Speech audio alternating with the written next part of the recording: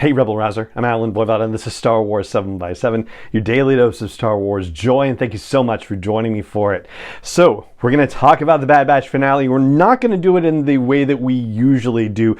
In this episode, we're going to talk about the highlights, like the big moments in the finale, and, you know, their importance, their remarkability. Remarkability, is that? Actually, don't even think that's a word, but I think you get the idea of what I mean. No, of course, remarkability is a word. I don't know what I'm thinking. I've been knocked off my axis by this finale. All right, so we'll start off, well, I'll just say that thankfully the number 1 and number 3 people on the list of people that I thought would not survive the end of the series, like, that was fulfilled. The finish of Dr. Hemlock and of Scorch, for that matter, was absolutely pitch perfectly well handled, and not only was it personally delivered, I mean, I had a moment where I was hoping Hemlock would get nabbed by the Zilla Beast, but it was personally delivered by Hunter and Crosshair and Omega, and ultimately Hemlock fell off that platform in a similar fashion to how Tech went down at the end of season 2. Same for Scorch, for that matter, although of course, you know, Tech was rescuing the members of the Bad Batch, and Hemlock and Scorch were doing anything but. So that's a first highlight. And then connected to that is a second highlight, which was the closure of the loop on Crosshair's redemption. So first of all, what a shock it was to have CX2 cut off Crosshair's hand. And I guess that took care of the whole, like, well, the hand shaking thing. Like, it's not going to shake anymore. But it put him in a position to have to make a shot left-handed that he didn't necessarily know he was going to be able to do. And with Hunter's coaching and the trust that developed between Crosshair and Omega over the course of the season, what a beautiful moment that turned out to be. And I could not tell for myself just watching it, but in the audio description after Omega is rescued, Hemlock is dead, it says in the audio description that Crosshair's eyes well up in tears. Like I said, I could not see it, but I'm so glad that that's in the audio description to just reinforce the point that he has an emotional reaction to this situation, that everything is done. He has redeemed himself. He has taken care of Omega, and everything is going to be right with the world for the time being. For a third highlight, since we've already mentioned the Zilla Beast, the conversation that Crosshair and Wrecker and Hunter have, and Crosshair says, "Oh, you think that's Omega or Echo?"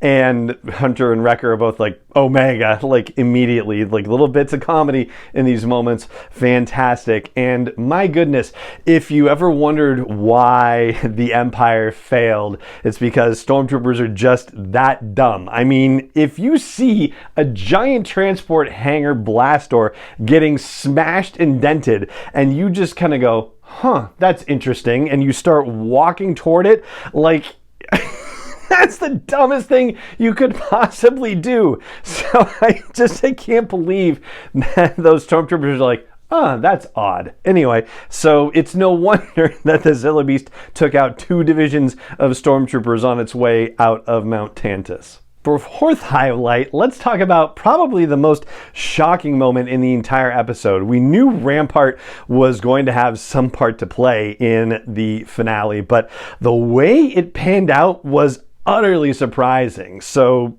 cornering Nala Se in the lab and getting information about Project Necromancer, thinking that he is going to have a bargaining chip, but all the while, Nala Se is getting ready to destroy everything.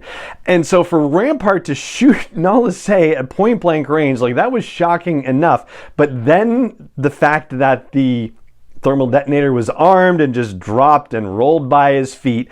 And then we cut to the outside of the lab and everything just blows up entirely. Like, that was probably the most shocking moment in the entire episode for me. For a fifth highlight, I gotta say, the way that the writers of the Bad Batch crafted this episode, I did not think that things could get to a level of hopelessness as they did, with the Batch being captured and being experimented on, with Omega being captured at the last minute, and seemingly it looking like all the clones that were coming to the rescue were getting gassed. There was going to be no hope for them.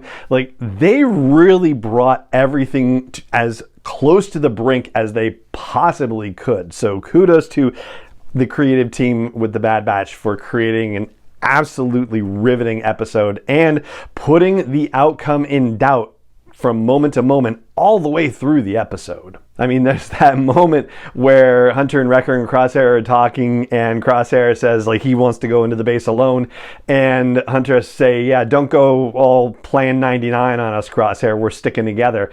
And the way that things were going, it really did seem like we were going to lose one of them. I mean, Wrecker was injured and badly the whole way through. Crosshair getting his hand cut off.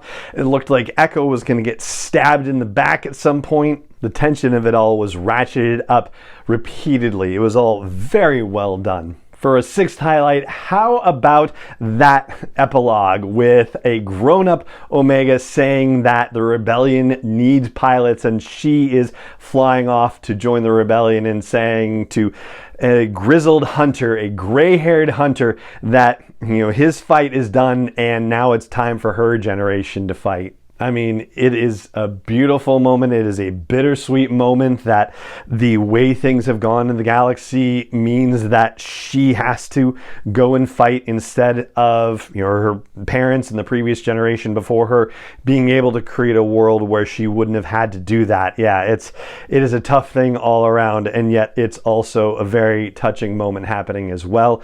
And they don't say how far into the future they've gone with this, but if Omega is talking about the rebellion, then we know that they have jumped at least to the year 2 BBY. And there will probably be more information forthcoming about this, I'm sure. I have to say, if there's one thing after finishing the episode that I kind of wished that they had done, it's that I wished that Crosshair and Wrecker were there in that epilogue as well, because it would have been really neat to see the dynamic between Omega and Crosshair all those years on, and the dynamic between Wrecker and Omega as well. Like, I think that would have been really cool, but, you know, that's just small things I wanted. It doesn't mean that the episode was any less because of that not being there. And I think for a seventh and final highlight, I'll just flag the fact that of all of the animated and live action series that we have with Star Wars, it's really only 2 series that have had a proper series finale, and that would be Rebels and The Bad Batch. You could argue that there was a bit of a finale with the Clone Wars in the 7th season, but that also, to me, ultimately, as I sat with it, felt like it was 3 more stories that they wanted to tell. And yes, it brought an end to the Clone Wars, but it wasn't quite the same, basically. I mean, you know, season 6 was the Lost Missions, and that was great, but it didn't really end the series somehow. And season 7 was almost like, you know, a Lost Missions, you know, part 2, as it were. And you can't really count the Obi-Wan Kenobi series or the Book of Boba Fett as having quote-unquote series finales, because they only went for 1 season. So yeah, so we haven't had anything in live action that had the opportunity to create a series finale. But they had it for The Bad Batch, and they really went for it and did exceedingly well. So yeah, I was thrilled by how it all turned out, and I hope you were too. In fact, I would love to hear what you thought about the finale. So please, if you're catching this on YouTube, comments are right there. If you're catching it on Spotify, Q&A is right there. And if you're catching it anywhere else, then head over to the blog post for this show's episode at sw7x7.com and let me know what you think. And that is going to do it for our first episode talking about the Bad Batch series finale, which is episode 15 from season 3, The Cavalry Has Arrived, and that is going to do it for this episode of the podcast. If you enjoy the show, please consider leaving a rating or review. Please consider liking, subscribing, following, joining whatever app you use, whatever they call it. Please also tell your friends, and if you would consider supporting the show and me, the independent creator who has been doing it for nearly 10 years now, that would be super awesome. It's patrons like the folks at Patreon.com who make this show possible on a daily basis, and you can help make that possible too by going to patreon.com/SW7x7. And it just remains for me to say thank you so much for joining me for this episode as always, and may the Force be with you wherever in the world you may be.